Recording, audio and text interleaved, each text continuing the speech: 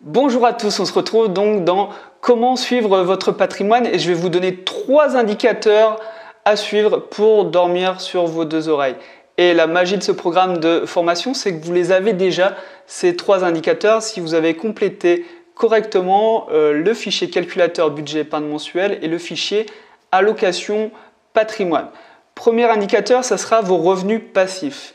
Donc tout ce qui est revenus fonciers, revenus de dividendes et autres revenus. Donc on sait bien que revenu passif, c'est un terme un petit peu usurpé. Il faudra toujours un petit peu travailler pour avoir ce type de revenu, mais ça n'a rien à voir avec un travail de salarié où vous êtes obligé de vous lever tous les matins pour gagner de l'argent.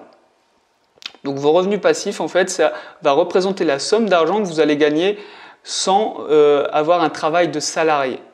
Vous allez aussi avoir le niveau de votre épargne mensuelle, toujours retrouvable dans le calculateur budget épargne mensuel.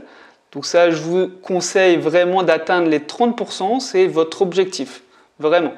Et vous allez avoir votre patrimoine net, tout ce qui vous appartient en prenant en compte le remboursement des dettes et des crédits. Donc on va aller sur ces fichiers pour que je vous montre concrètement à quoi ça ressemble. Alors, vos revenus passifs, dans votre fichier indicateur budget épargne mensuel, ça va être tout ce qui va être revenu de capital. D'accord? Ces 3 éléments ou plus, si vous en avez plus, évidemment, vous ajoutez des lignes.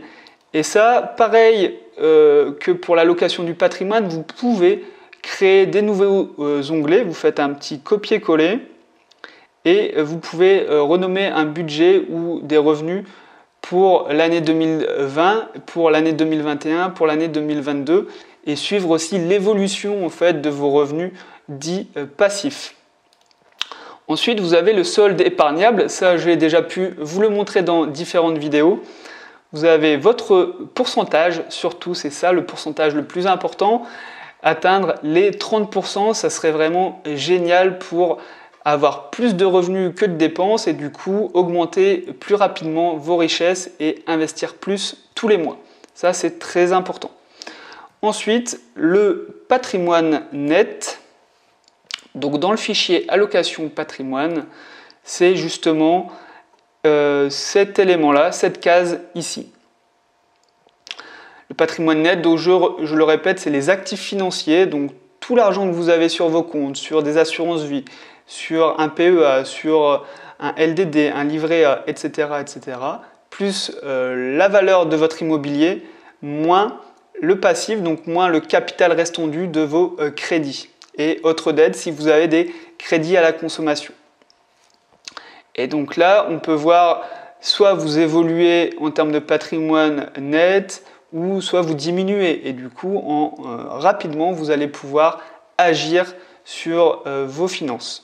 Bon, on se retrouve du coup dans l'étape suivante et je vous dis à tout de suite.